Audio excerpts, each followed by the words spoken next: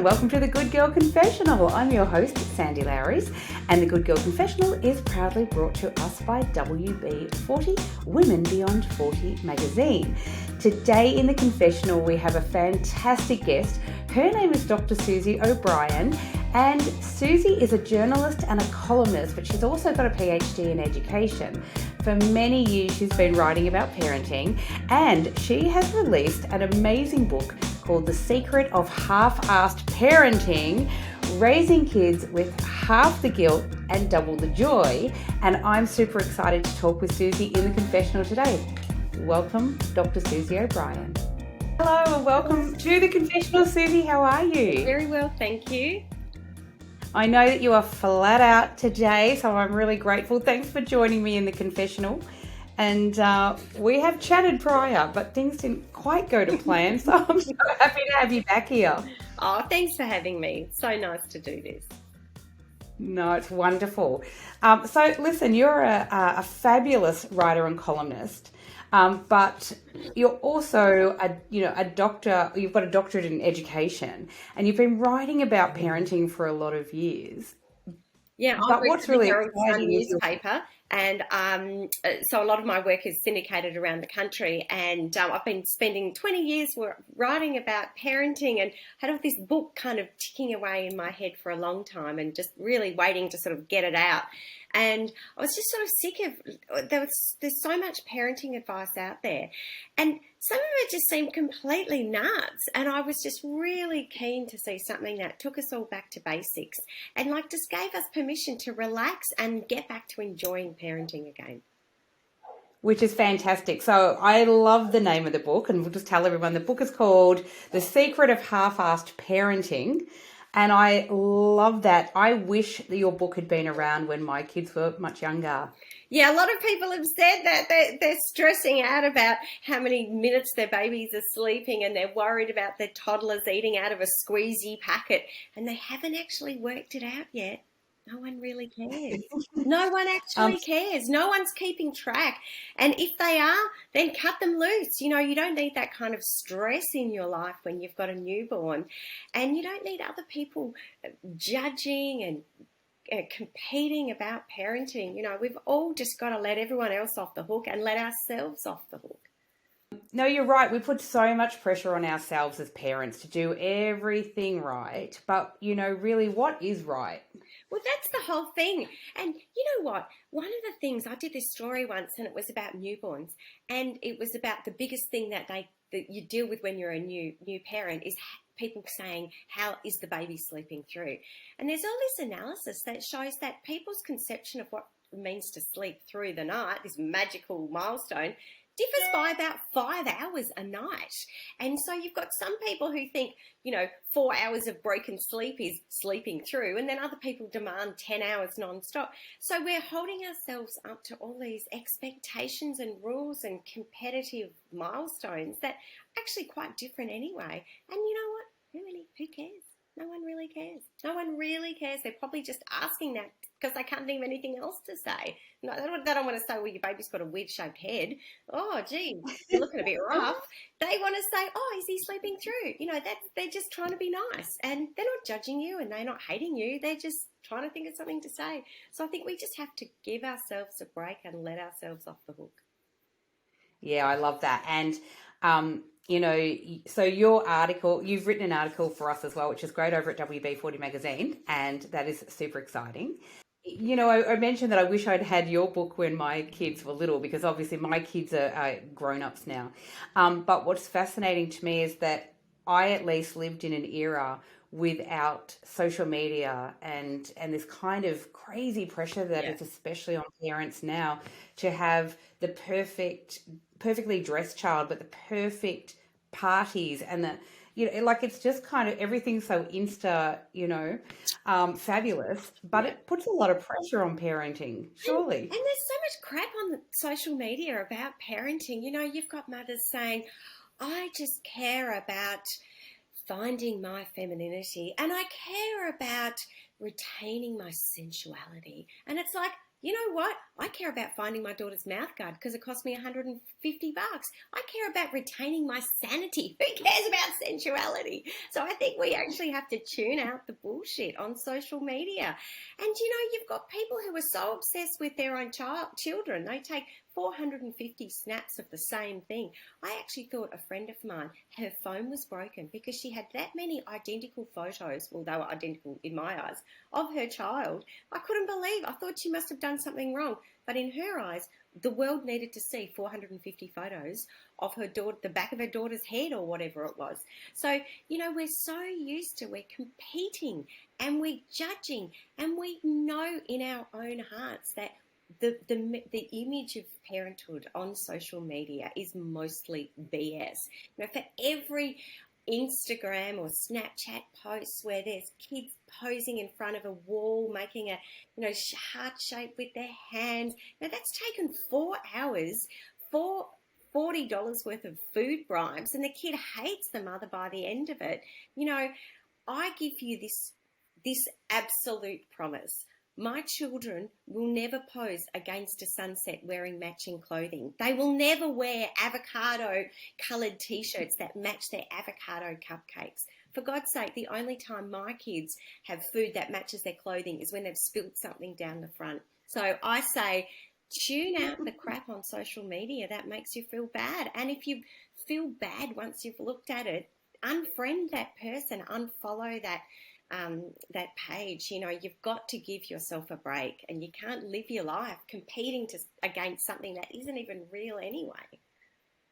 Yeah, and I mean, I think that's kind of starting to sort of break down that this supposed the perfect mummy influencers and the perfect mummy bloggers, and I think that's probably a good thing. And when I say mummy bloggers, some incredible women are out there writing about parenthood and whatever, and they really keep it real, and that is fantastic. And they bring to the table the warts and all. And nobody slept in my house last night. This one lost his jumper. This is going on. They won't eat anything I cook. Great. I love that. But I guess what I'm talking about, there is a danger in people following very glossy Insta pages of very Insta famous parents. Yeah, because it gives a very unrealistic view. And we just feel like shit. You're like, my couch never looks like that. My kids never look like that. They don't wear that. I don't look like that. Oh my God. I feel like I'm failing as a mother. But you know what? You're not actually failing as a mother. You got them to school on time. Last night they had one vegetable, which they sort of half ate for dinner. And look, you're still married. So well done you. Whatever your own, your own goals may be. Maybe that's 3 good goals: school on time, relationship success, one vegetable. You don't see stuff like that on social media. So I think we have to work out for ourselves where our own goals are and stop trying to follow the goals of other people. As I said, they don't really care. No one else really cares. And I've got a lot in the book about school pickup and, the mummy tribes at the school gate. And I have a lot of fun with that, the Kathmandu crew and the home bakers. And, it's all very tongue-in-cheek. But, people do, and I know a lot of new mums in particular, feel a lot of pressure at the school gate. What am I wearing? If the kids remembered that, if they got the right lunch, have they remembered book week, dress up? And, it's so easy to look around and think that everyone else has got it together, the yummy mummy and the 2 times 2 athletic wear with the thigh gap and the beautiful hair. The reality is she's probably not judging you. She's saying, oh, God, I wish that she looks like fun. Wish we could have a champagne. And she's not trying to show you up by dressing the way she is. She probably got that out of the dirty clothes basket. She's been wearing those leggings for 3 days now, and there's a stain on her top. She's just madly hoping you're not going to notice that. So, we create these images in our head of what other people's lives are like, and quite often it's nothing to do with what we project onto them. So we just have to kind of let it all go. And, so mums are doing pick-up or doing drop-off in their dressing gown, doesn't really matter, we just have to sort of have a laugh and have a champagne and get along. I couldn't agree more with that. I remember, because I was a working mum and I'd always worked, that I wasn't, my kids were going to before and after school care, and I rarely sort of got to socialise with any of the mums.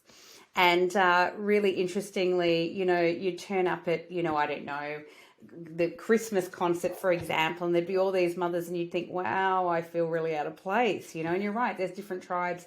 But I think at the end of the day, we can only do the very best we can all do, right? And who knows what the pressures that all of us are working within. That we might be caring for elderly parents, we might have toddlers, we might be pregnant, newborns, job stress. You've been up half the night on a Zoom call to Hong Kong. That wouldn't be me, of course, but who knows that the mother who turns up looking like a mess with sort of snotty-nosed toddlers trailing behind them at school drop-off might have been up half the night solving the UN peace crisis, or whatever. I think, if you're turning up to, you're turning up to the school with a tray of cupcakes and you're being judged because your friends know that they weren't homemade, and you're worried because you're wearing slippers and someone's going to hate you, then you need new friends, and you might need slippers that look like shoes. That could be a good start. But you move in different circles, take the pressure off. And I think the institutions also, and the mums sort of running the PAs, also need to do a better job. And I say that being one of them, having done a lot of organising of events. And I do remember some years ago I was involved in the kindergarten. My kids all went to this one kinder in Melbourne, and we had a cake stall. I think they're called bake sales these days. We had a cake stall for the open day.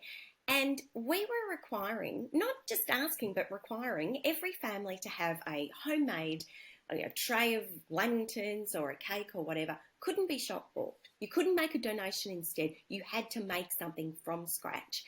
And not only that, but the pages of what you couldn't put in this damn cake was about 4 pages long. And I'm sure that there were mothers with a kid in 3-year-old kinder and a newborn and a toddler. The last thing they need is that kind of pressure. It's so prescriptive, it's so competitive, it's so unnecessary. Let them make a damn donation and get a good night's sleep. Let's just take the pressure off each other. Oh, I love that. I recently was speaking to a lady by the name of Lou Duggan, who started a company called Cake to the Rescue. And she actually, I love it. She makes cake kits. Oh, and you just basically buy the kit and there's instructions. And she said, is it going to look like the most professionally made cake? No. And she talks about exactly that, taking the pressure off women. And she says, look, you can turn the cake around. No one will see the crumbs in the icing. Don't worry about it. But even better, I discovered that you can make anything look homemade if you really want to. Buy it from Coles and put it on a dirty oven tray. Serve it on a dirty oven tray. Everyone's going to think it's homemade. Oh, I love it. I love it. I have a very clever friend who, by the way, does make extraordinary cakes. I won't drop her name here because it's the best. But every now and then she, if she's been pressured for time and she's got to do something for the family, she buys store-bought cakes and she does these beautiful icing jobs and decorates them, and no one would ever know the difference. Absolutely. And I think we need to share those moments of here's my contribution to the cake school. It's a packet of donuts I bought on the way, and let's sell them for 50 cents and make a profit, I was that parent, don't you worry about that. I didn't have all the time, and after my divorce, I was a single mum for a long time. I mean, really, it's like, who has time for all that stuff? I agree. And the same with book week. There's all this stuff. Once you get kids in primary school, book week, it's meant to be once a year, but I tell you, it seems to roll around really quickly in our household. And my son, who's doing year 6, so he's 12 now, and he's gone as Harry Potter every year, and he's got this sort of horrible cape left over from my daughter's Little Miss Sunshine dance phase, and I just, if I remember, I do a scar on his head with eyeliner, and that's about it. That's all he wears, just his school uniform and a cape. And one year, and I put it on just social media saying, oh, look at my pathetic effort. And someone actually sent a message to me once saying, oh, you've got the scar going the wrong way. And he's wearing gold lame as his cape, really. The bar's pretty low. But, that's what you're worried about. Yeah, I know. I'm like, okay. The book week thing is hilarious, though, because I had a lot of fun writing about this for the book. And, there's so much, again, competitiveness. The book week parade where everyone, it's stands around and the kids go around in circles and look at and hold up their book. And there's heaps of stuff on social media about what you can make for book week and how you can do your own this and do your own that, and a hungry caterpillar with 100 bloody legs and whatever else. But there's nothing on social media or on the internet about what happens, what you do when you remember it's book week at 5 to 9. Like what you do, and you have to conjure up a costume for a child who doesn't really want to do it. You've got to be out of the house in 3 minutes. So I've got all these suggestions, things like give them a saucepan and make them go as the saucepan man. and the kids are like, who's in a blushing? Because they don't even know what the book is. And you're like, just tell your teacher, she'll know. So, again, we just have to make do and laugh. And, there are going to be times that we forget that it's book week, and that's okay too.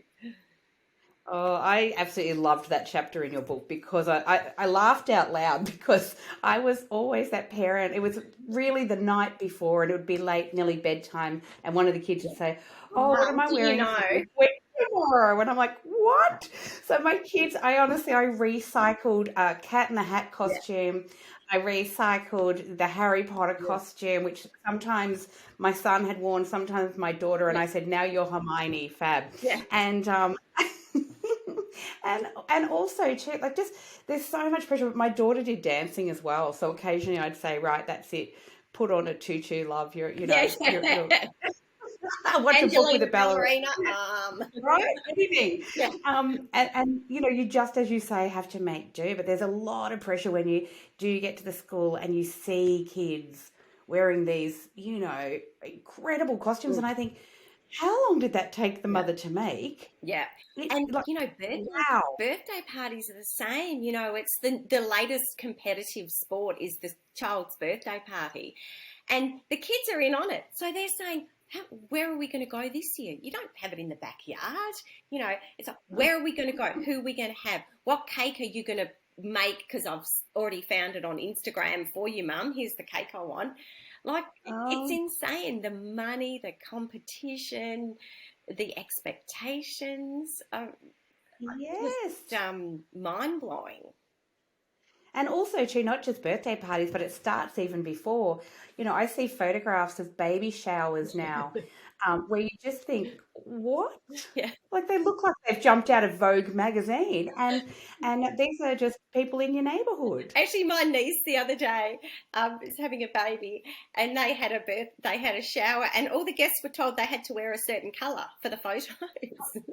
It's like, weddings, famous people who get married and then tell the guests they've got to wear a certain, hue. They've got to wear the oatmeal hue so that the colours look good on Instagram. I mean, the photos look good on Instagram.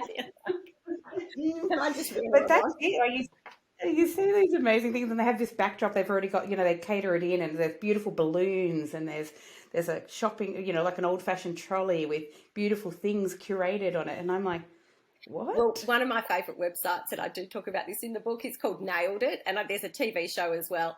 And, I love the show. It's like the cake that you wanted to make and then the cake that you did make. And my daughter did one year for her step sibling who was a few years younger, and she tried to make the Woman's Weekly pool cake. It's got like jelly on top and it's got the Kit Kats around the edge. It's one of those ones that we use. The little plastic babies in it, yeah. And she couldn't work. There was no green or blue jelly, and so she made her own jelly out of like red crystals and purple. She's like, "Oh, I'll put them together. They'll look okay." It looked like a camouflage. So they sort of died and given up their will to live, and it was sort of swimming around in the pool. It was this sort of toxic dark colour. She was as happy as anything with the cake, and so was her sibling, and it was very funny, but it looked like complete shit. But it made them happy, so it didn't really matter. I did actually get some fun Facebook posts out of it. Celebrate, but you've got to celebrate, and this is what the book's about. It's okay to be good enough. It's okay to give half the effort because the kids don't really matter that much. They're more worried about, who's coming to the party and is Spider-Man going to turn up or whatever. I don't care if the cake isn't going to look good on Instagram and you're not going to get 4,000 likes. Again, we're putting all this pressure on ourselves, the things that aren't really that important to other people. And so the message in the book is that we have to sort of stop competing. We have to drop our standards and we have to just go with our gut and stop worrying so damn much about what everyone else is thinking.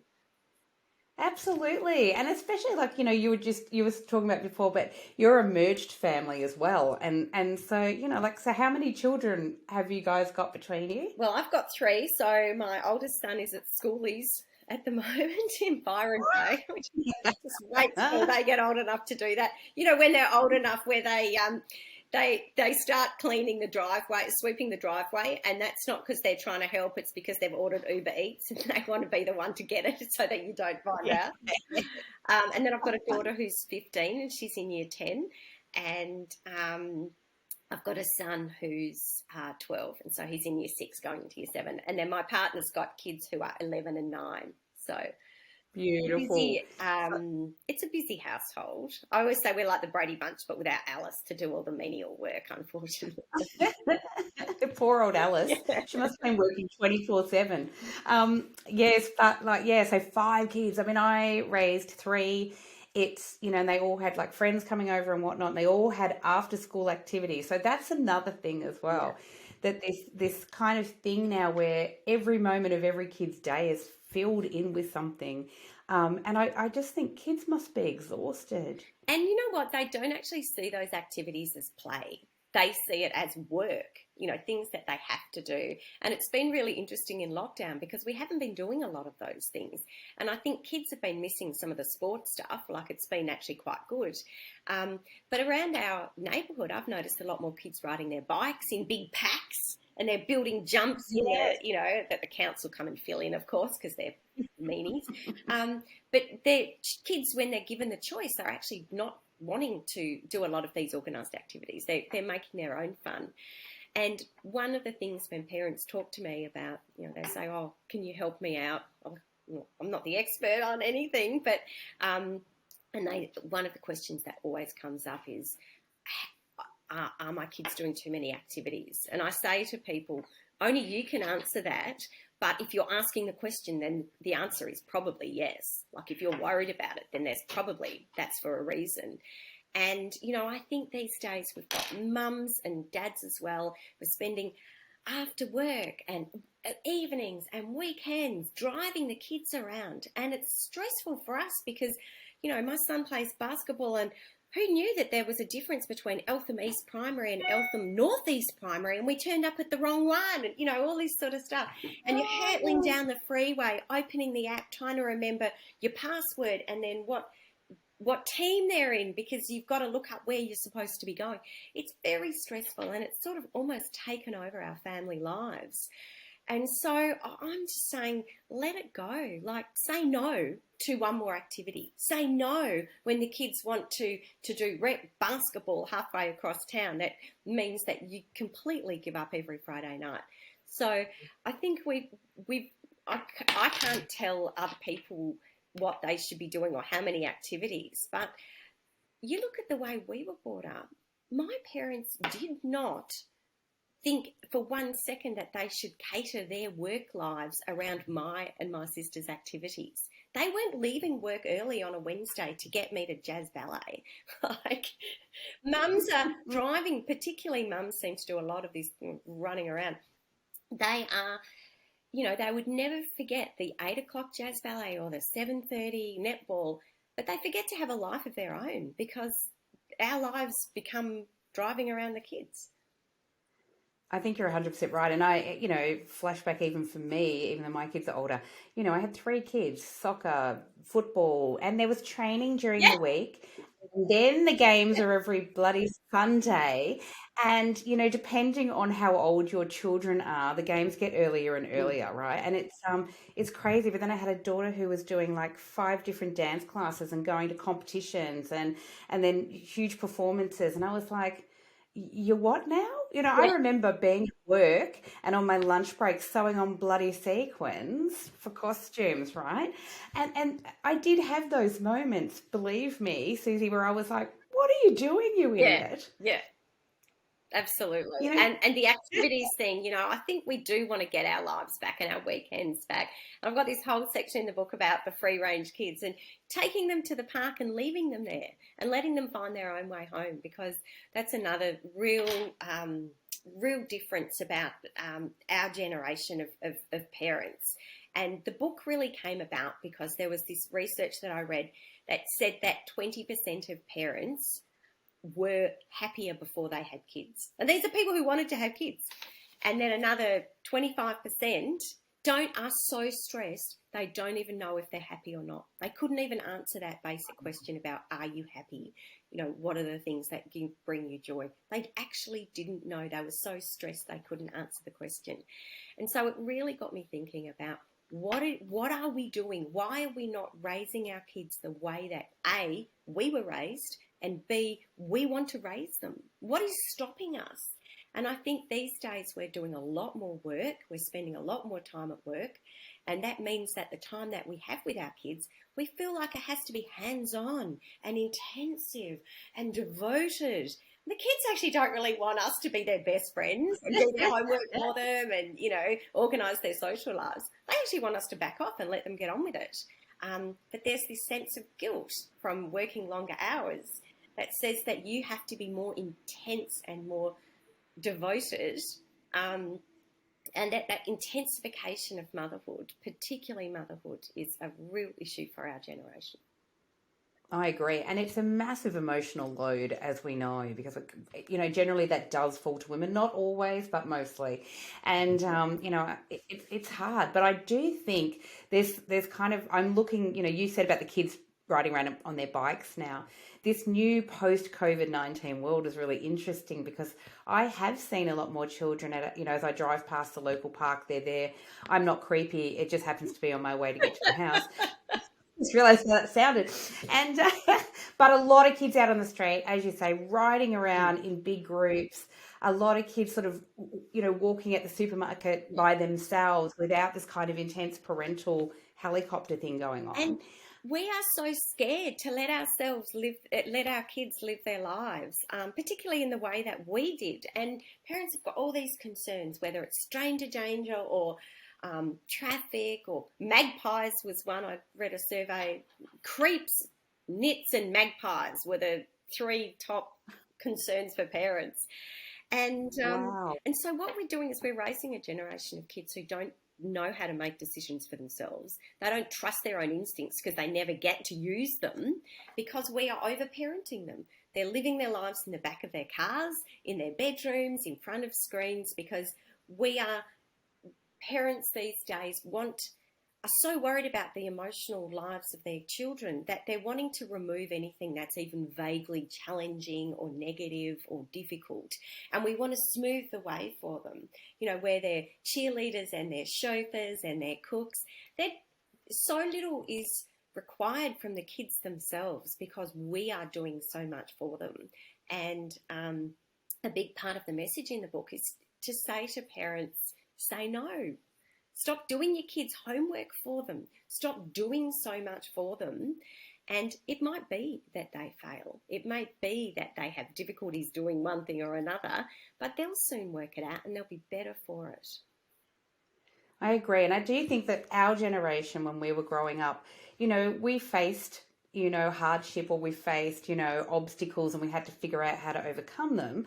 And it actually makes people a little bit more resilient. And I do worry that we've raised not just like my generation of kids, but then there's younger kids, coming through.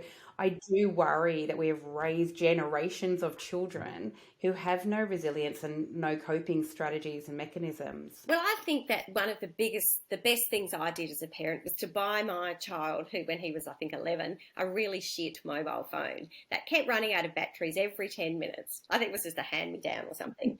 And so occasionally he'd go on bike rides and I would say, right, when you get there, just call me to let me know that you're there. And of course his phone would be out of batteries and he got to the point where sometimes he would have to approach a stranger in the street or go into a shop, and I would say, you can always go into a shop and ask someone for help, and ask if he could use their phone so that he could call me. Just little things like that where you're making a decision about what feels safe, who can I trust, where can I turn to for help.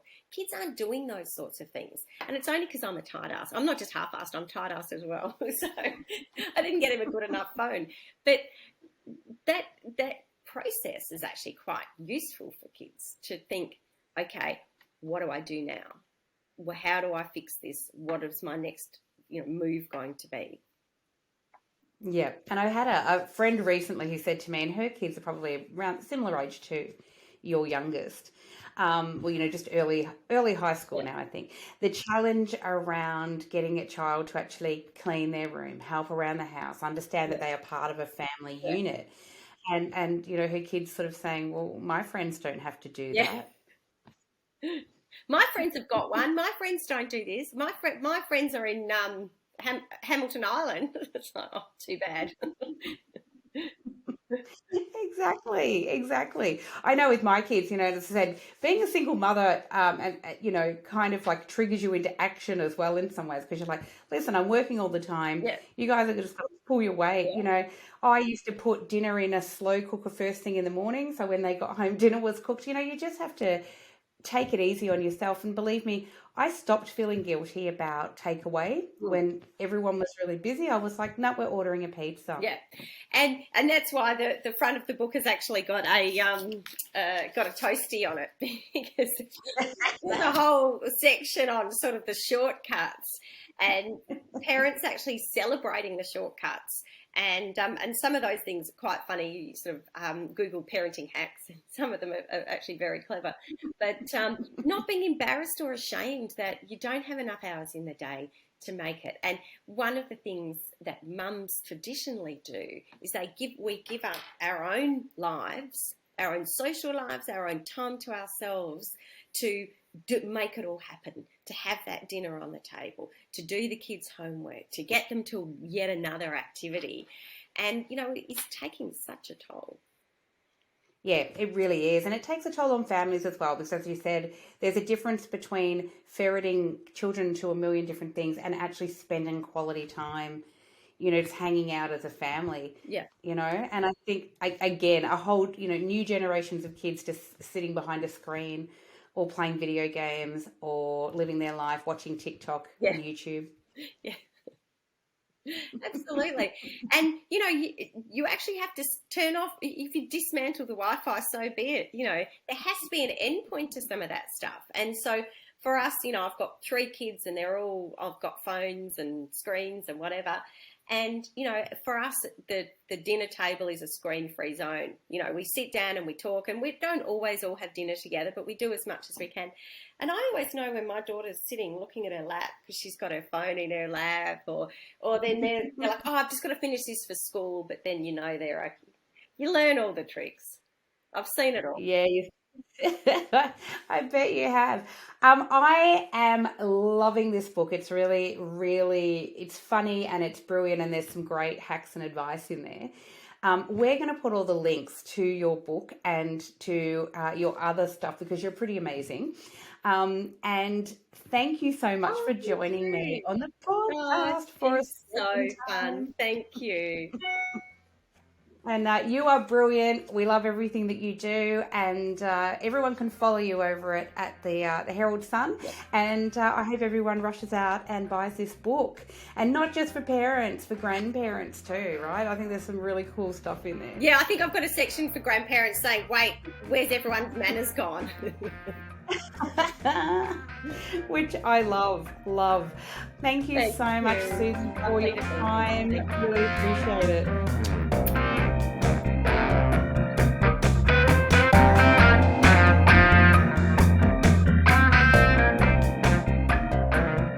Thanks for listening to the Good Girl Confessional podcast. The Good Girl Confessional podcast is brought to you by WB40, Women Beyond 40 magazine. Available now at WB40.com. The Good Girl Confessional podcast is available on Apple Podcasts, Spotify, and wherever you listen to quality podcasts. We're also now available on YouTube. We chat with really interesting women about their hard-won wisdom, but it really helps us if you can subscribe, like, and share the podcast. Thanks so much for your support. Bye for now.